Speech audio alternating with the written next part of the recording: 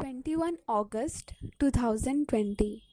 Welcome to another episode of Audio News, a new initiative taken by We4U to provide news in audio format for visually impaired. So let's begin. Ministry of Tribal Affairs has signed a joint communication with Ministry of Rural Development to promote sustainable livelihood opportunities. Through the joint communication, both ministries will together promote sustainable livelihood opportunities among tribal women self-help groups or SHGS under National Rural Livelihood Mission, also known as NRLM. Ministry of Rural Development will identify and map the tribal women SHG members, including their individual livelihood assets, while Ministry of Tribal Affairs will offer planning support to SRLM to finalize the state annual action plan and include the same in its livelihood annual action plan. Next, Atal Innovation Mission, AIM, Niti Aayog and Business Sweden on behalf of India Sweden Healthcare Innovation Center has signed a virtual statement of intent, also known as SOI, to expand the culture of innovation in the country. The partnership aims to encourage the disruptive potential of Indian entrepreneurs and to give impetus to the vibrant startup ecosystem across the country. Next, Union Minister of Health and Family Welfare Dr. Harshvardhan has launched a game on COVID-19 titled as the Corona Fighters. The game has been launched with a target to influence the players' actions in the real world, reminding them to take the right precautions and escape infection. So, this game is a new and extremely creative method to teach people the right tools as well as behaviors to fight the COVID-19 pandemic. Next, the World Senior Citizen Day is observed globally on 21st August every year. This day is celebrated to raise awareness about issues affecting older people such as deterioration with the age and the abuse of the elderly, and support, honor and show appreciation to seniors and to recognize their achievements. The World Senior Citizens Day also recognizes and acknowledges the contributions of older people to society. Next, Google has launched its employment application named Kormo Jobs in India. It would help millions of Indians to get entry-level jobs. Kormo Jobs will help to provide entry-level jobs to thousands of people to help those who have lost their jobs during the coronavirus and young professionals who are looking for jobs. Next, the tertiary processing centers of Tri-Food Project of TRIFED, Ministry of Tribal Affairs, has been virtually launched by the Union Tribal Affairs Minister Arjun Munda. The Tri-Food Project has been launched in Raigad, Maharashtra and Jagdalpur, Chhattisgarh. This project is expected to help in encouraging the tribal entrepreneurship.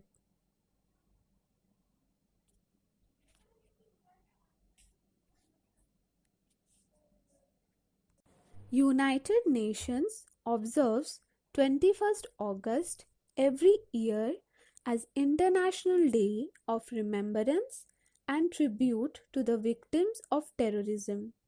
The day is observed to pay tribute to the individuals across the globe who has been attacked, injured, traumatized or lost their lives because of terrorist attacks. This year, the third commemoration of the day will focus on the response to the pandemic and cancellation of many memorials and commemorations. It is critical to take the time to remember and honor the victims of terrorism. An online high level event entitled Not Forgotten Stories of Remembrance of Victims of Terrorism will be held with the participation of the United Nations Secretary General Mr. Antonio Guterres for victims to speak about remembrance of their own terms, reminding the audience that it is not only about bereavement but also about acknowledging the experience of survivors. Next, Indian Space Research Organization, also known as ISRO, on August 20 said that the second lunar mission of Indian Chandrayaan 2 has completed 1 year around the moon in the lunar orbit. According to ISRO, all the instruments of Chandrayaan 2 are performing well at present. Next.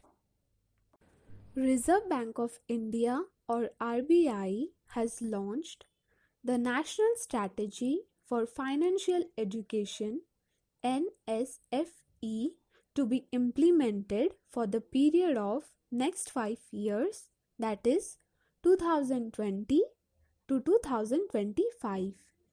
This is the second national strategy. The first NSFE was launched in 2013. NSFE 2020 to 25 has been launched with an aim of achieving a financially aware and empowered India. National Strategy for Financial Education 2020 to 25 key points are: the bank came up with 5 crore actions approach with this second national strategy. The 5 C's highlighted by NSFE 2020-25 are capacity, content, communication, community and collaboration. Here, content refers to the curriculum in schools where the term capacity is used for developing capacity in intermediaries involved in financial services. Communication and community are used to create a community-led model for financial literacy using communication strategy. Lastly, collaboration is used to enhance the partnership or collaboration among various stakeholders. The strategy also suggested adopting robust monitoring and framework to evaluate to the process made. Next, the Supply Chain Resilience Initiative, first proposed by Japan. The initiative aims to reduce the dependency in China. Japan is to be joined by India and Australia. It is a direct response to companies that are concerned about Chinese political behavior and disruption to supply chain. Next, Rajasthan government has launched the Indira Rasoi Yojana in order to pay special tribute to the former Prime Minister Rajiv Gandhi on his 76th birth anniversary on August 20. As the name suggests, Indira Rasoi is a scheme to provide nutritious food to poor people in urban areas at affordable prices. With this, we will conclude our episode for today. Thank you all.